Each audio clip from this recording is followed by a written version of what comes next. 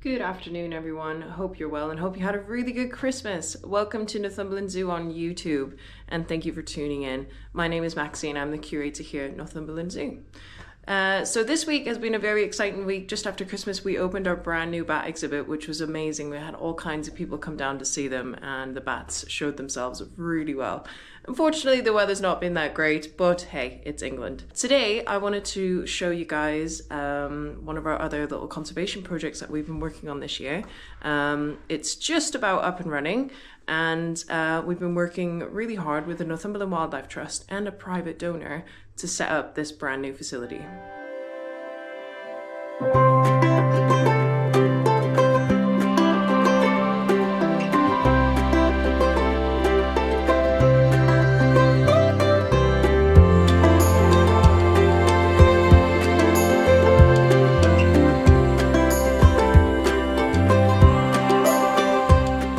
So some of you may have noticed that we had a bit of a new build that popped up opposite our meerkats and next to the British Wildlife building down here, and that is this one here, and this is our brand new harvest mice breeding facility. Now, some of you might know there are actually some wild harvest mice that are not too far from the zoo, and they're over at Hawksley Nature Reserve up on the coast next to George Bay, and that's only like 4 miles as the crow flies. The majority population of UK harvest mice are found south of Yorkshire, and there's not a great deal in Northumberland. So back in 2004, PhD student Wendy Fail decided to breed and release over 240 harvest mice as an attempt to reintroduce this species into Northumberland. After multiple different surveys and traps, they couldn't find any of the individuals that they had released about a year after the project had ended, so therefore they thought that it had failed. But in 2019, surveys found 2 separate nests at different areas of the Hawksley site for harvest mice, meaning that they obviously had survived from that original release 15 years earlier. And these are the populations that we are going to be supplementing with our captive bred harvest mice here at the zoo. So in this building here, I'll take you on a little tour. Come on in.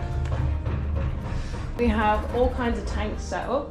And this is so that we can separate individuals off really easily. Harvest mice are quite naughty, so we can keep a male and a female together for just a few weeks until the female gets pregnant, and then she will try and kill the male. So we have to then have a separate tank to put that individual male in.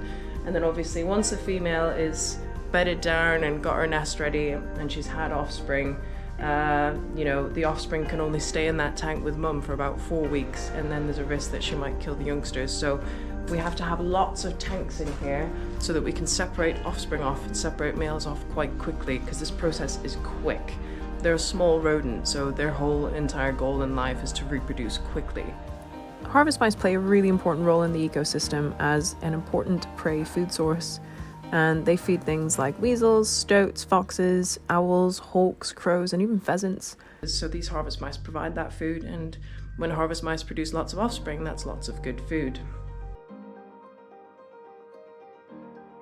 What we've got here is we have actually got 2 separate groups at the moment. We've got a whole set here that are from Almond Valley, which was a collection up in Scotland. So they're all males and females from their zoo. And then we've got a whole nother set here that came from Calder Glen Zoo, and all the males and females in here. We have got 1 female that came pregnant, so we have actually got offspring already, but obviously she came pregnant, so that was unplanned. But when we're ready, so once the weather gets a little bit nicer, we'll start mixing our males and females so that we can start producing offspring ready to release in the springtime, in association with the Northumberland Wildlife Trust, which is a great project for us to be part of. So when you come down to the zoo, you can obviously have a little peek through the window and see our little breeding setup here. You might even see some little mice running around. But obviously, if you don't see the mice that well, then we do have our other facility down here, where in our British Wildlife building, where you can see the actual main exhibit here. Morning. And Caroline's just in here cleaning the window, ready for us to open for another day.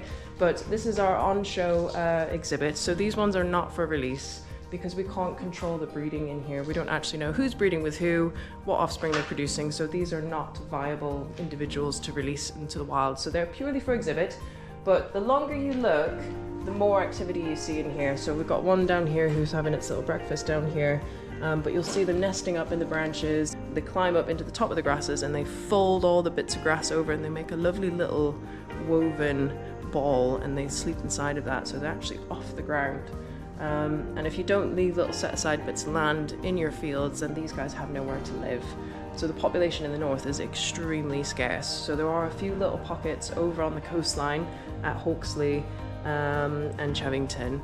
Those are the populations that we're going to be supplementing with our captive bred harvest mice. And it's really difficult to estimate how many there are left in the wild, and that's because they're so small and it's really, really difficult to spot them.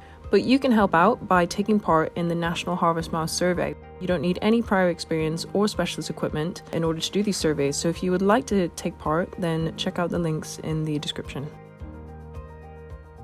Well, I hope you enjoyed seeing our little harvest mice setup, and next time you're down at the zoo, be sure to have a little look and check out our little breeding facility as well. Of course, we can't do these projects without you and without your support, so thank you so much for coming to the zoo this year. I'm going to show you a little highlight reel of 2022 of all the best things that happened at the zoo in 2022, so I hope you enjoy that.